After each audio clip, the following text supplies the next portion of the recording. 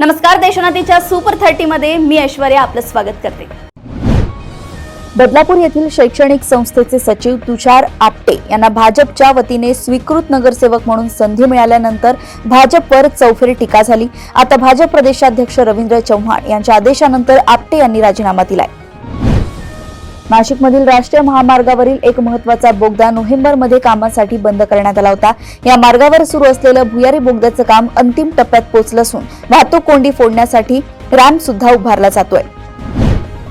मुंबई येथील मध्य रेल्वेच्या छत्रपती शिवाजी महाराज टर्मिनसवर मेल व एक्सप्रेस प्रवाशांसाठी बॅगेज तपासणी अनिवार्य करण्यात आली आहे। परभणी जिंतूर रोडवर कार आणि दुचाकीचा एक भीषण अपघात झालाय। या अपघातात 3 वारकऱ्यांचा मृत्यू झालाय। अहिल्यानगरमध्ये एका 21 वर्षीय तरुणीची लिव्ह इन रिलेशनशिपच्या नावाखाली फसवणूक आणि खासगी फोटोच्या आधारे भावनिक ब्लॅकमेल करत पुण्यात नेऊन तिच्यावर अत्याचार करण्यात आलाय। आरोपी विरोधात गुन्हा दाखल करण्यात आलाय। छत्रपती संभाजीनगर शहरासाठी मंजूर करण्यात आलेल्या 2740 कोटी रुपयांच्या नवीन पाणी पुरवठा योजनेच्या कामात नवनियुक्त लोकप्रतिनिधींनी कोणताही हस्तक्षेप करू नये असा स्पष्ट इशारा मुंबई उच्च न्यायालयाने दिला आहे। पिंपरी चिंचवड महापालिकेच्या प्रभाग क्रमांक 21 मधील भाजप उमेदवारच कार्यकर्त्यांनी मतदारांना मोफत दारू वितरित केल्याचा आरोप राष्ट्रवादी काँग्रेसचे प्रभाग 21 मधील उमेदवार डब्बू आसवानी यांनी केलाय। राज्यात आधार आणि युडायस प्लस या शैक्षणिक नोंदणी प्रणालीतील गंभीर त्रुटींमुळे हजारो विद्यार्थी सरकारी रेकॉर्डमध्ये गायब झाल्याची धक्कादायक बाब समोर आली आहे। याचा थेट फटका मराठी शाळांना बसण्याची भीती व्यक्त केली जात आहे। श्री क्षेत्र भीमाशंकर मंदिरातील विकास कामे नियोजनबद्ध व कालमर्यादित पूर्ण करण्यासाठी 9 जानेवारीपासून पुढील 3 महिन्यांसाठी मंदिर तात्पुरते बंद ठेवण्याचा निर्णय श्री क्षेत्र भीमाशंकर देवस्थान संस्थानने घेतलाय। सीओडी म्हणजेच कमर्शियल ऑपरेशन डेटची फाईल अडकून पडल्याने जीएमआर डॉक्टर बाबासाहेब आंबेडकर आंतरराष्ट्रीय विमानतळ नागपूरचे हस्तांतरण अद्याप अधांतरीच आहे। आगामी जिल्हा परिषद निवडणुकीच्या पार्श्वभूमीवर भाजपचे माजी जिल्हाध्यक्ष शरद बुट्टे पाटील यांनी राज्याचे उपमुख्यमंत्री अजित पवार यांची पुण्यात 9 जानेवारीच्या मध्यरात्री भेट घेतल्याने राजकीय वर्तुळात खळबळ उडाली आहे।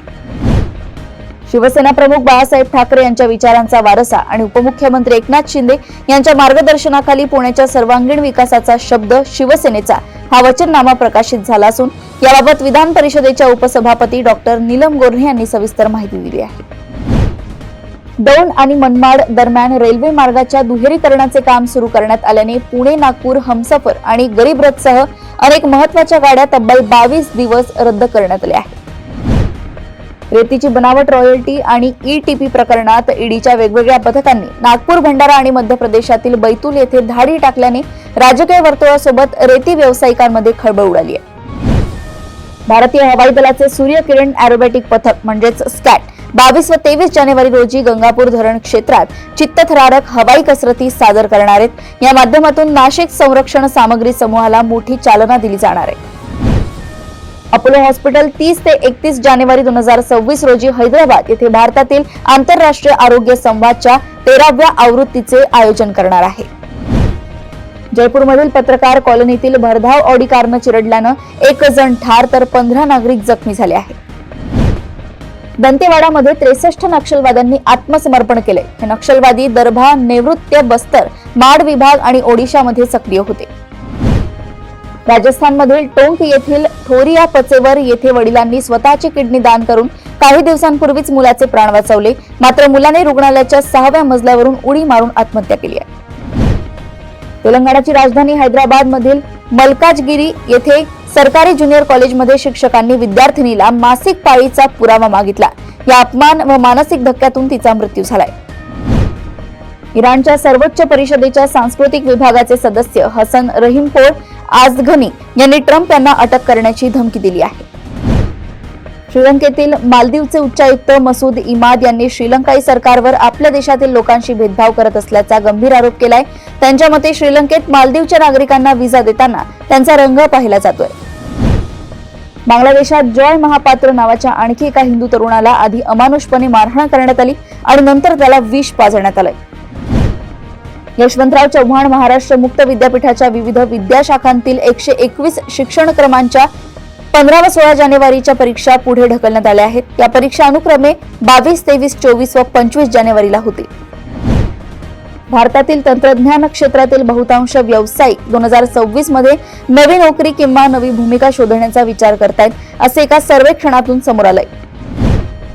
अलीकडेच IIT हैदराबादच्या एडवर्ड नाथन याला 2.5 कोटींचं पॅकेज ऑफर झाल्याची सर्वत्र चर्चा सुरू आहे. नासा आर्टेमिस 2 मोहिमेसाठी सज्ज आहे.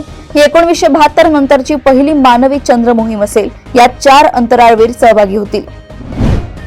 स्टेट बँक ऑफ इंडियाने ATM व्यवहार शुल्कात वाढ केली आहे. या नवीन बदलामुळे ग्राहकांना आता ATM व्यवहारांसाठी जास्त शुल्क भरावे लागणार आहे. ओडिशातील एका सिनेमागृहात राजा साबचा शो सुरू असताना चक्क कॉन्फेटी जाळण्यात आली आहे. विदर्भ क्रिकेट असोसिएशन 21 जानेवारी रोजी भारत आणि न्यूझीलंड क्रिकेट संघातील पहिला T20 आंतरराष्ट्रीय सामना जामठा येथील त्यांच्या आंतरराष्ट्रीय स्टेडियमवर आयोजित करत आहे. दरम्यान या सामन्यासाठी तिकिटांची विक्री सुरू झाली आहे. अशाच सुपर 30 बातम्या जाणून घेण्यासाठी बघत रहा देशोन्नती. नमस्कार.